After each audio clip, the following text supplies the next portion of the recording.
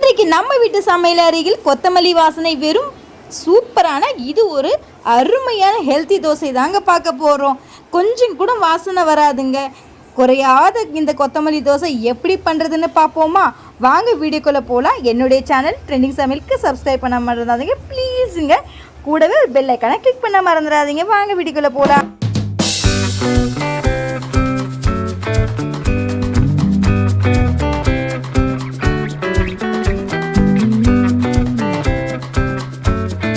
செய்யாமல் இன்றைக்கி நம்ம ஒரு டிஃப்ரெண்ட்டான முறையில் நம்ம தோசை செய்ய போகிறோம். என்ன தோசை அப்படின்னு பார்த்தீங்கன்னா கொத்தமல்லி தோசை. இந்த ஜெனரேஷனில் வந்து பார்த்திங்கன்னா கொத்தமல்லி அண்ட் கருவேப்பிலை வந்து எல்லாருமே தூக்கி போட்டுருவாங்க. பட் வந்து அதை வந்து நம்ம தூக்கி போடுறதோட இந்த மாதிரி ஒரு தோசையாக நம்ம செஞ்சு சாப்பிட்டோம் அப்படின்னா உடம்புக்கு ரொம்ப ஹெல்த்தியாக இருக்கும். குழந்தைங்க ரொம்ப விரும்பி சாப்பிடுவாங்க.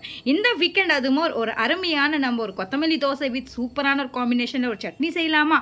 வாங்க இந்த வீடியோக்குள்ளே போகலாம். ஒன் செகண்ட், வீடியோக்குள்ளே போகிறதுக்கு முன்னாடி என்னோட சேனலை சப்ஸ்கிரைப் பண்ண கீழே இருக்க லிங்கை ப்ரெஸ் ப்ளீஸ்ங்க சப்ஸ்கிரைப் பண்ண மறந்துடாதீங்க. அப்போ தான் நான் போடுற வீடியோஸ் உங்களுக்கு உடனே வாங்க வீடியோக்குள்ளே போகலாம்.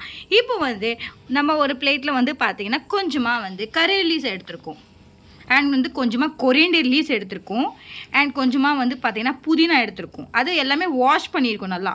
கொஞ்சமாக சீரகம், ஒன்று வந்து பார்த்திங்கன்னா வெங்காயம். உங்ககிட்ட சப்போஸ் பெரிய வெங்காயம் இருந்துச்சுன்னா ஒரு பாதியாக போட்டுருங்க. இல்லை சின்ன வெங்காயம் ஒரு மீடியம் சைஸில் இருக்குன்னா அது வந்து ஒரு 1.5 போடுங்க. இப்போ கொஞ்சம் 4 பண்டு வந்து பார்த்திங்கன்னா 4 பல்லு பூண்டு போட்டுக்கோங்க, கொஞ்சமாக சீரகம். இதை எல்லா இன்க்ரீடியன்ஸுமே என்ன பண்ணலான்னா நம்ம மிக்ஸி ஜாரில் போட்டு ஃபைன் பேஸ்ட்டாக அரைச்சிடலாம். கொஞ்சமாக வந்து வெங்காயம் ஆட் பண்ணிக்கலாம், கரி லீவ்ஸ் ஆட் பண்ணிக்கலாம், கொஞ்சமாக கொத்தமல்லி ஆட் பண்ணிக்கலாம், புதினா ஆட் பண்ணிக்கலாம், பூண்டு கொஞ்சம் ஆட் பண்ணிக்கலாங்க, சீரகம் ஆட் பண்ணிக்கலாம், கொஞ்சமாக வந்து பெருங்காயத்தூள் ஆட் பண்ணிக்கோங்க. உண்மையாகவே சொல்கிறேங்க, நிச்சயமாக சொல்கிறேன், இந்த வீக்கெண்ட் இந்த மாதிரி தோசை வந்து நீங்கள் செஞ்சீங்க அப்படின்னா உங்களுக்கு ஒரே வீட்டில் பாராட்ட மாதிரி தாங்க. இப்போ லைட்டாக தண்ணி விட்டுருங்க. தண்ணி விட்டுட்டு ஃபைன் பேஸ்ட்டாக அரைச்சிடலாம். நான் சால்ட் ஆட் பண்ணிக்கலாங்க. இப்போ வந்து ஃபைன் பேஸ்ட்டாக நம்ம அரைச்சிடலாம். நம்ம நல்லா ஃபைன் பேஸ்ட்டாக அரைச்சிட்டோம். தண்ணி வந்து நீங்கள் கம்மியாக தான் ஆட் பண்ணோம், ஏன்னா ஆல்ரெடி வெங்காயத்தில் வந்து தண்ணி இருக்கும். ஸோ லைட்டாக தான் நீங்கள் தண்ணி ஆட் பண்ணிவிட்டு ஃபைன் பேஸ்ட்டாக அரைச்சிட்டிங்க. இப்போ இந்த மாதிரி பேஸ்ட்டில் அரைச்சிட்டோமா? அடுத்து நம்ம என்ன ஸ்டெப் பண்ணலான்னு சொல்லிட்டு காட்டுறேன். ஃப்ரெஷ்ஷான மாவு வந்து எடுத்துக்கலாங்க. இது இன்றைக்கி அரைச்ச மாவு, அதுவும் வீட்டில் நம்ம அரைச்சது கிரைண்டரில். இது வந்து பார்த்தீங்கன்னா இப்போது இட்லி மாவு பதத்தில் தான் இருக்கணும் நம்ம எடுக்க போகிற மாவு. தோசை மாவு பதத்தில் இருக்கக்கூடாது. ஏன்னா ஆல்ரெடியே வந்து பார்த்திங்கன்னா நம்ம அரைச்சிருக்கோம்ல அந்த ஃபைன் பேஸ்ட்டாக க்ரீன் சில்லியெல்லாம் போட்டு, அது வந்து கொஞ்சம் தண்ணியாக இருக்கும். ஸோ அதை ஆட் பண்ணும்போது கொஞ்சம் மேனேஜ் பண்ணிக்கும்.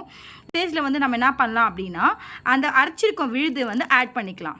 ஸோ வந்து மேக்ஸிமம் நம்ம வாட்டர் ஆட் பண்ணக்கூடாது. பதத்தில் நம்ம இருந்தால் தான் நம்மளுக்கு தோசை சுடுறதுக்கு நல்லா வாட்டமாக இருக்கும். சரிங்களா? இப்போ வந்து பார்த்தீங்கன்னா நல்லா மிக்ஸ் பண்ணிக்கோங்க. நல்லா பாருங்கள், சூப்பராக இருக்குது, கலர்ஃபுல்லாக இருக்குது பாருங்கள். பார்த்தா அப்படியே கண்ணில் அப்படியே சாப்பிடணும் போல் இருக்க. இப்போ செஞ்சு உடனே இந்த வீக்கெண்ட் எடுத்தோமா வீட்டில் தோசை மாவு மோஸ்ட்டாக எல்லாம் அரைச்சி வச்சுருப்பீங்க. இந்த மாதிரி நீங்கள் பசங்களுக்கு செஞ்சு கொடுத்தீங்கன்னா அவங்களுக்கு ஒரே ஜாலி தாங்க. இந்த மாதிரி டிஃப்ரெண்ட்டாக நீங்கள் கலர்ஃபுல்லாக தோசை செஞ்சு கொடுத்தீங்கன்னா அவங்களும் ரொம்ப விரும்பி சாப்பிடுவாங்க. ஸோ டெய்லி நம்ம வந்து வெள்ளை தோசை செய்கிறதோட இந்த மாதிரி கொஞ்சம் டிஃப்ரெண்ட்டாக நீங்கள் ட்ரை பண்ணுங்களேன், டேஸ்ட் அமோகமாக இருக்கும். இப்போ வந்து நம்ம என்ன பண்ணலான்னா எப்படி இருக்குன்னு சொல்லிட்டு உங்களுக்கு காரம் எப்படி இருக்குன்னு செக் பண்ணிக்கோங்க. அண்ட் உப்பெல்லாம் வந்து உங்களுக்கு கூடிய குறைச்சோ உங்களுக்கு தகுந்த மாதிரி நீங்கள் அட்ஜஸ்ட் பண்ணி போட்டுக்கோங்க.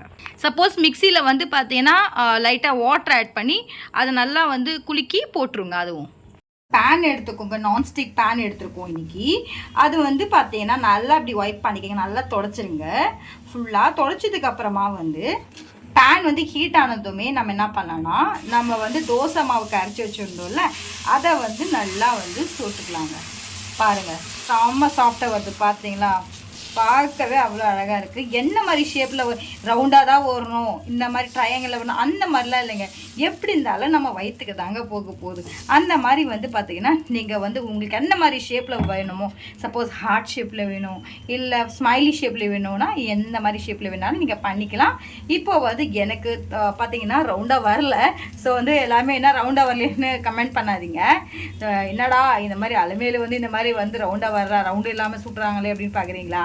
அதனால் லைட்டாக வந்து பார்த்தீங்கன்னா கொஞ்சம் ஆயில் விட்டுக்கோங்க. நல்லா ரவுண்ட் ஷேப்பில் வந்து சர்க்கிள் டைப்பில் வந்து என்ன பண்ணுறீங்க, ஆயில் கொஞ்சம் போட்டுட்டு இப்போ வந்து கொஞ்சம் மீடியம் ஃப்ளேமில் கூட கேஸை வந்து மீடியம் ஃப்ளேமில் வைங்க. அடுப்பை மீடியம் ஃப்ளேமில் வச்சுட்டு கொஞ்சம் ஒரு 5 மினிட்ஸ் இல்லைன்னா 2 மினிட்ஸ் என்ன பண்ணுறீங்க அப்படியே விடுங்க. அதுக்கப்புறமா திருப்பி போட்டுருங்க. இங்கே பாருங்கள் முருங்கலாக இருக்குது, சூப்பராக இருக்குது பாருங்கள். இந்த வீக்கெண்ட் அதுவுமா நைட் டின்னராக இது கண்டிப்பாக செஞ்சு பாருங்கள், சூப்பராக இருக்குங்க. வாயில் தேன் குடும்பம் வரும் பாருங்க, அம்புட்டு ருசியாக இருக்குங்க. இப்போ வந்து நம்ம வந்து சர்வ் பண்ணிடலாங்க. எடுத்து அப்படியே நம்ம லைட்டாக ஹோட்டல் ஸ்டைல் அப்படி திருப்பி போடலாம். திருப்பி போட்டு செம சூப்பரான ஒரு தோசை ரெடிங்க, கொத்தமல்லி தோசை. இப்போ நம்மக்கிட்ட இருக்கிற எல்லா மாவுமே நம்ம இதே மாதிரி சுட்டு எடுத்துடலாங்க. இன்னொரு தோசை நான் செஞ்சு காட்டுறேன். இங்கே பாருங்கள், ஊற்றிட்டேன். இப்போ வந்து கொஞ்சமாக ஆயில் விட்டுருங்க. ஆயில் வந்து பார்த்தீங்கன்னா நல்லா வந்து அப்ளை பண்ணிவிடுங்க ஃபுல்லாகவே. நம்ம திருப்பி போட்டுடலாங்க. இங்கே பாருங்கள், திருப்பி போட்டுட்டோம். நல்லா முருவலாக இருக்குது. இப்போ பாருங்கள், செம்ம சூப்பரான வந்து ஒரு கொத்தமல்லி தோசை ரெடி. செம்மையாக இருக்கும், வாயில் போட்டால் அவ்வளோ கிறிஸ்பியாக இருக்கும். இப்போ நம்ம சர்வ் பண்ணிடலாம். ருசியான கொத்தமல்லி தோசையும் அதுக்கு ஒரு சைட் டிஷ் சட்னியும். அது என்ன சட்னி? தேங்காய் சட்னிங்க. செம்மையாக இருக்குங்க. இது சட்னியும் ரெடி ஆகிடுச்சு. இப்போ வந்து நிச்சயமாக சொல்கிறேங்க, நீங்களும் வீட்டில் இந்த ரெசிப்பியை செஞ்சு பாருங்கள், ருசிக்கு நான் கேரண்டி. சப்போஸ் என்னுடைய வீடியோ பிடிச்சிருந்தா ஒரு லைக்கை தட்டுங்க. ஏன்னா வந்து நான் போடுற ஒவ்வொரு வீடியோ ரொம்ப உங்களுக்கு யூஸ்ஃபுல்லானது அண்ட் ஹெல்த்தியானது அண்ட் ஈஸி ரெசிபி தாங்க நான் போடுறேன். இப்போ பாருங்கள், செம்மையாக இருக்குங்களா? இந்த மாதிரி வந்து பார்த்தீங்கன்னா வீக்கெண்ட் இந்த மாதிரி ஒரு தோசை நீங்கள் பசங்களுக்கோ இல்லை வயசானவங்க யாராவது வீட்டில் இருந்தாங்கன்னா அவங்களுக்கு செஞ்சு கொடுத்தீங்கன்னா அவங்களும் ரொம்ப ஹெல்த்தியாக இருக்கும், ஆரோக்கியமாக இருப்பாங்க. ஏன்னா கொத்தமல்லி வந்து பார்த்தீங்கன்னா ரொம்ப ஹெல்த்துக்கும் நல்லது. அண்ட் இந்த மாதிரி நீங்கள் வந்து கொத்தமல்லி அண்ட் கருவேப்பிலை எல்லாமே மோஸ்ட்லி எல்லாருமே தூக்கி போட்டுருவாங்க. ஸோ தூக்கி போடுறத வச்சு நீங்கள் வந்து இந்த மாதிரி ஒரு தோசையாக செஞ்சு கொடுத்தீங்கன்னா உடம்புக்கு ரொம்பவே ஹெல்த்தியானதுங்க. இந்த வீக்கெண்ட் அதுமா நீங்கள் கண்டிப்பாக ட்ரை பண்ணுங்கள். உங்களுக்கு எப்படி வருதுன்னு சொல்லிட்டு என்னுடைய கமெண்ட் செக்ஷனில் உங்களுடைய கேள்விக்கான பதிலை சொல்ல மறந்துடாதீங்க. என்னுடைய வீடியோ பிடிச்சிருந்தா ஒரு ட்ரெண்டிங் சமையலுக்கு ஒரு பெல் ஐக்கானை கிளிக் பண்ணுங்கள். அப்போ தான் நான் போடுற வீடியோஸ் உங்களுக்கு உடனே உங்களுக்கு காட்டும் யூடியூப்பில். இப்போ பாருங்கள், உங்கள் முன்னாடி வந்து பார்த்தீங்கன்னா நான் ஒரு தோசையை வந்து எடுத்து காட்டுறேன். செம்மையாக இருக்குது, கிறிஸ்பியாக இருக்குது, டேஸ்ட்டுக்கு உண்மையாகவே நான் கேரண்டிங்க, 100% நல்லா இருக்குங்க. இது பார்க்கவே செம்மையாக இருக்குங்களா? ஏன்னா இந்த மாதிரி தோசை நீங்கள் செஞ்சு கொடுத்தீங்கன்னா கலர்ஃபுல்லாகவும் நல்லாயிருக்கும், பசங்க விரும்பி சாப்பிடுவாங்க. வாயில் தேன் படும்போது ஒரு சட்னியோட அம்புட்டு ருசியாக இருக்கும், வேறு லெவலில் இருக்குங்க. இப்படி பாருங்கள், பார்க்கவே வாய் ஊறுதுங்களா? இந்த மாதிரி தோசை நீங்கள் ட்ரை பண்ணியிருக்க மாட்டீங்க, கண்டிப்பாக உடனே ட்ரை பண்ணுங்கள். ஏன்னா மோஸ்ட்லி எல்லாருமே வீட்டில் மாவு வச்சுருப்பீங்க. ஏன்னா வந்து அதுவும் மாவு அரைக்கும் போது சொல்கிறேங்க, நீங்கள் வந்து தோசை மாவாக எடுக்கக்கூடாது, இட்லி மாவாக எடுக்கணும். ஏன்னா வந்து தண்ணியெல்லாம் ஆட் பண்ணக்கூடாது அவ்வளோவா.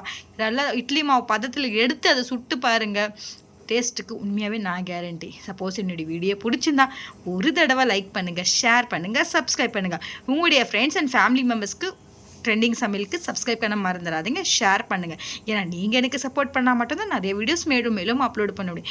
என்னுடைய வீடியோ பார்த்ததுக்கு ரொம்ப நன்றிங்க. நான் வாயில் வந்து சாப்பிடும்போது அவ்வளோ அருமையாக இருக்கும். என்னுடைய வீடியோ பார்த்ததுக்கு ரொம்ப தேங்க்யூங்க. நாளைக்கு இதே மாதிரி ஒரு ஈஸியான டிஷ்லாம் நம்ம சந்திக்கும் வரை இப்போ உங்களோட அளவில் விடைபெறுவது. Take care, bye bye, love you all.